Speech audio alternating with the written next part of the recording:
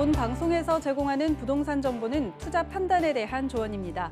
방송에서 제공하는 부동산 물건의 가치, 가격 상승 및 가격 하락에 대해서는 방송사에서 보장하지 않습니다. 네, 여러분 일단 그 종로구의 그 특징을 좀 아셔야 되고요. 종로구는 이제 바로 중구와 붙어 있습니다. 우리가 3대 도심이라고 알고 계시죠. 한양, 도성, 그리고 여의도, 영등포, 그리고 강남 이렇게 3도심 중에 가장 오래되고 그리고 가장 역사를 갖고 행정 수도는 세종으로 옮겼지만 현재도 문화 그리고 경제 그리고 외교의 중심이 되고 있는 것이 바로 이 지역 들이 되겠습니다. 중심 업무지구가 여러분 아시다시피 이 광화문과 을지로 그리고 종로 이렇게 대표를 하고 있는데요.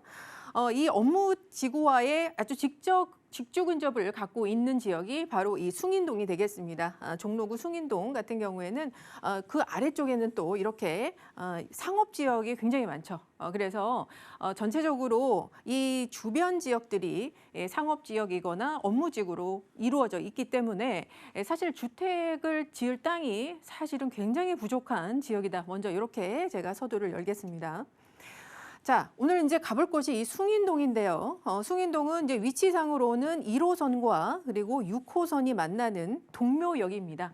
동묘역과 그리고 이 이제 신설동역 요 사이를 우리가 이제 숭인동이다 이렇게 말씀드릴 수 있겠는데 이 숭인동 같은 경우에는 보통 이제 창신동과 같이 여러분이 묶어서 생각하셔도 뭐 무방할 것 같습니다. 창신, 숭인, 뉴타운이 2007년에 한번 지정이 됐다가 또 해제된 그런 아픔이 있는 곳이기도 합니다.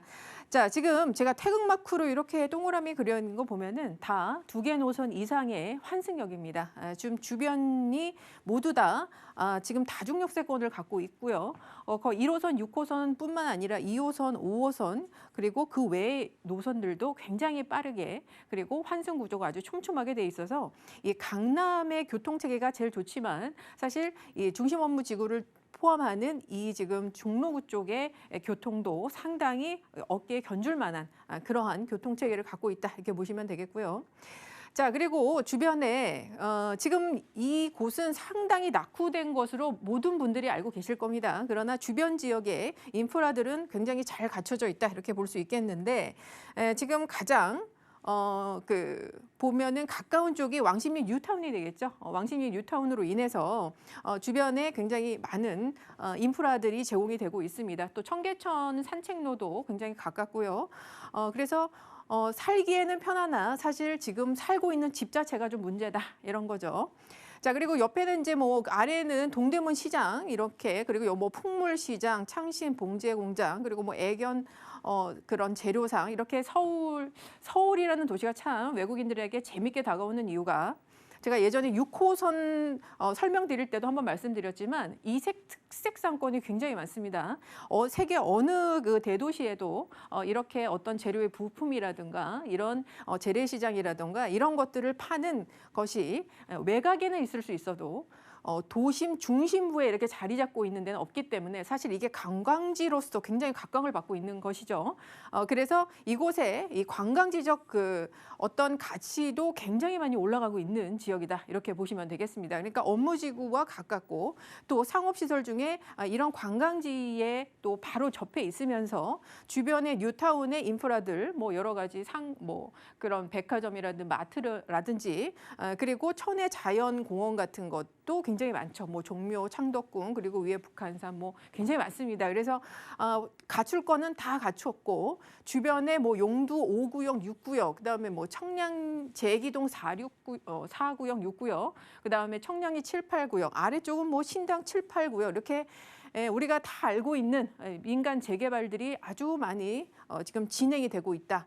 그리고 지금 숭인동 같은 경우에도 최근에 숭인 1169 지역 같은 경우에는 지금 공공재개발로 후보지로 선정이 되어 있는 그런 상태입니다. 그래서 지금 주변이 이렇게 아무래도 이제 공급에 대해서 굉장히 이제는 컨센서스가 이루어졌기 때문에 가능한 일이지만 이 숭인동, 창신동에 지금 이런 재개발이 한번 우리가 얘기를 해볼 수 있는 그 시점이 아닌가 이렇게 생각이 듭니다. 제가 이걸 왜 이렇게 시점이다 얘기를 하냐면 창신순위 뉴타운은 사실 2007년 오세훈 시장 시절에 한번 지정이 됐습니다. 그러다가 2013년에 해제가 됐고요. 그리고 2014년부터 도시재생 선도지역으로 지정이 돼서 현재까지도 그것을 유지를 하고 있습니다. 노후화, 낙후화가 그래서 굉장히 많이 지연이 되고 있습니다. 그러니까 도시재생이 우리가 여러분 알고 계시겠지만 이게 지금 뭐 사실 그동안 도시재생에 대해서 좋은 점도 있지만 사실 그 난점으로 얘기가 되고 있는 것은 주거 환경 자체가 많이 변하지 않았다라는 그런 지금 비판을 받고 있기 때문인데요. 그래서 주민들이 공공재개발이 작년에 8.4 대책 때 나왔을 때 신청하겠다라고 했는데 서울시에서 거부했습니다. 왜냐?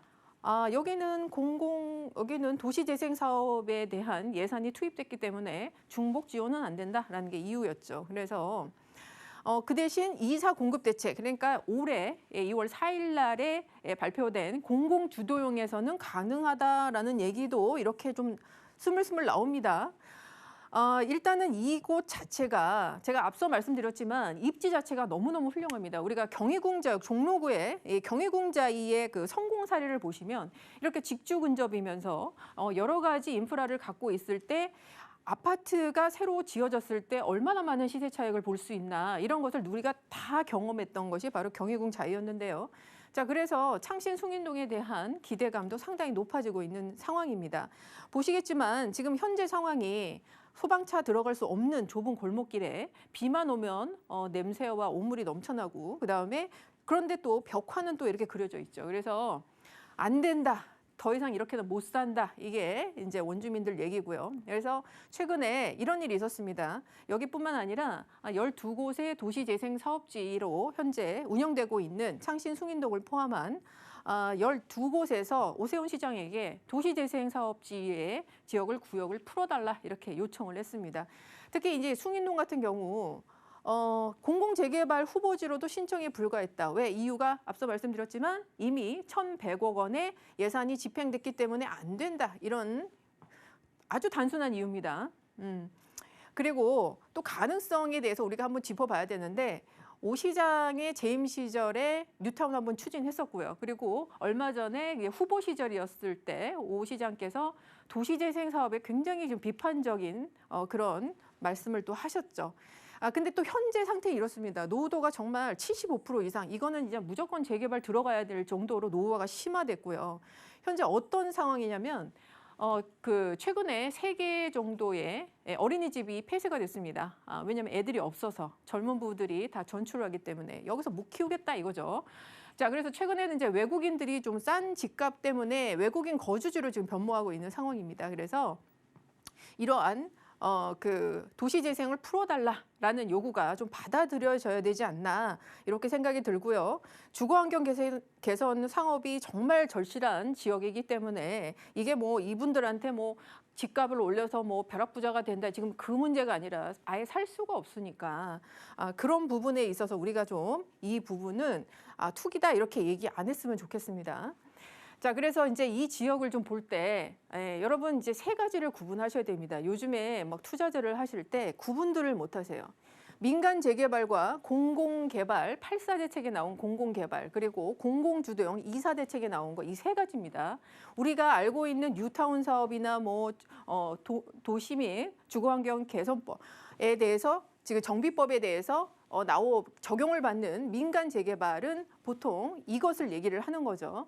그런데 이제 작년에 8.4 대책 공급에 나왔던 공공개발 같은 경우에는 재개발하고 이제 재건축인데 1차 후보지, 그다음에 2차 후보지가 최근에 다 발표가 됐습니다. 그런데 공공주도형은 뭐냐? 이거는 뭐 여러분께서 한번 뭐 아시는 분이 많겠지만 뭐 2월 5일 이후부터는 청산이다 뭐 이런 얘기 때문에 알고 계시리라 생각되는데 자. 좋은 점도 있습니다. 사실 이제 그 정말 공공이 나서서 하지 않으면 안 되는 지역들이 또 있긴 있습니다. 그래서 용적률을 좀 높여주고 여기에서 이제 많은 추가 분담금을 줄여주면서 대신 임대주택을 많이 늘리겠다. 뭐 이런 거죠. 그러나 여기에서 문제. 공공재개발과 공공주도형은 같지가 않습니다. 왜냐하면 여기에서 가장 큰 그 지금 사람들이 공공주도형에 두려워하는 것은 토지 소유권이 없다는 겁니다. 민간 개발 같은 경우 그리고 민간 개발은 이제 조합을 설립을 해서 그리고 관리 처분 인가까지 나는 그 단계를 거치죠. 공공 개발 같은 거는 어떤 단계를 거치냐? 같이 하라는 겁니다. 민간과 공공이 같이 해라 또는 대행을 해라 공공이. 그런데 공공 주도형은 어떤 얘기냐? 토지 소유권을 다 넘기고 공공이 무조건 하겠다라는 겁니다. 그리고 그거에 대해서 동의율이 원래는 75%였는데 거의 4분의 3이죠. 근데 60%로 66%로 이렇게 동의만 하면 내 토지를 나는 40%의 반대에 서 있더라도 60%만 찬성하면 내 토지 소유권을 공공한테 뺏긴다. 이게 굉장히 지금 논의가 많이 되고 있는 겁니다. 그래서 우리가 많이 줄게, 그리고 빨리 끝내줄게라고 얘기를 하지만 사실 내 재산을 지금 공공한테 무조건 넘기고 어떻게 진행되는지 결과만 통보받아야 되는 상황이기 때문에 공공주도용에 대해서 얘기가 굉장히 많죠. 그래서 왜 제가 이 얘기를 이렇게 길게 말씀을 드리냐? 창신동 같은 경우에도 상당히 그 노후화되고 낙후화돼서 빨리 좀 했으면 좋겠다라는 원주민들의 얘기를 많이 들었지만 이분들 굉장히 오래 기다린 분이거든요. 재개발을 하려고 하는 이유가 그렇게 오랜 기다림 속에서 어떻게 보면 그 기다림에 대한 보상, 위로금을 받는다라는 거죠. 나중에 미래 가치가 이렇게 높아지면. 그러나 그것이 아니고 이렇게 공공한테 맡겨서 그냥 집만 내가 받는다라고 했을 때는 동의가 그렇게 나올 수가 같지가 않아서 제가 이렇게 말씀을 드리는 겁니다. 그래서 적어도 공공 재개발 아니면 민간 개발로 갈 수 있는 그런 여지가 있는 지역이다라는 것을 말씀드리고요. 특히 이제 숭인동 옆에는 이 청량리역과 굉장히 가깝습니다. 그랬기 때문에 청량리역에서는 뭐 교통의 호재뿐만 아니라 주변 지역이 63빌딩 같은 이런 거대 건물들이 지금 9개가 2023년까지 건설이 되고 있죠. 그래서 인프라 굉장히 확충이 되고 주변 지역들이 계속 재개발로 인해서 좋은 아파트들이 들어오게 됩니다. 그래서 그 영향을 숭인동 쪽에도 상당히 많이 큰 영향을 미칠 것이다. 제가 이렇게 보고 있는 이유입니다. 네, 아시는 것처럼 좀 오래된 지역이 맞습니다. 이 종로구 숭인동이 지금은 도시재생 사업으로 묶여 있는데 이제 시장 선거의 결과 이후에 여기가 만약에 규제가 풀린다면 개발 가능성에 좀 초점을 맞춰가지고 보시는 것 같거든요. 자, 그럼 방 3개짜리 신축으로 만나본다면 가격 궁금하고요. 만약에 재개발이 이루어질 가능성 생각해 보면서 전략도 세워볼까요? 네, 사실 이 숭인동의 원주민들한테 좀 죄송한 얘기지만 우리는 또 이제 투자를 또 해야 되기 때문에 최소 비용으로 좀 들어가려고 합니다. 그래서 신축이고요. 지금 3룸에 나와 있습니다. 다세대 주택으로 되어 있습니다. 임대사업자 등록되고요. 지금 이제 실평수가 거의 뭐 24평 정도 되기 때문에 굉장히 넓은 방 3개에 화장실 2개의 그 구조를 갖고 있습니다. 자, 그리고 초역세권이기 때문에 위치도 상당히 좋습니다. 자, 매가가 이제 5억 2,900에서 5억 4,900만 원, 거의 뭐 조망권 차이겠죠. 자, 그리고 임대 금액, 그러니까 전세 금액이 4억 9천에서 4억 9,900만 원 이렇게 잡고 있습니다. 아무래도 이제 그래도 신혼부부나 그런 부분들이 오실 때 전세 대출이 5억 원까지 나오기 때문에 사실 그런 부분을 좀 고려했다 이렇게 보시고요. 그래서 실제 투자 금액이 4천에서 5천만 원 이렇게 생각하시면 될 것 같고요.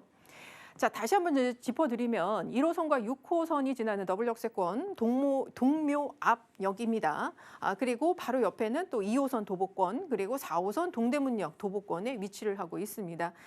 도시재생 지역으로 묶여 있는 7년 동안 묶여 있었지만 아무런 그 주거 환경 개선이 되어 있지 않기 때문에 지금 원주민들께서 정비 사업으로 전환해달라 이렇게 요구가 되어 있는 상태고요. 그래서 공공 재개발, 적어도 공공 재개발 또는 민간 재개발로 갈 가능성이 높은 지역이다. 그래서 한번 투자 가치 생각해 보시길 바랍니다.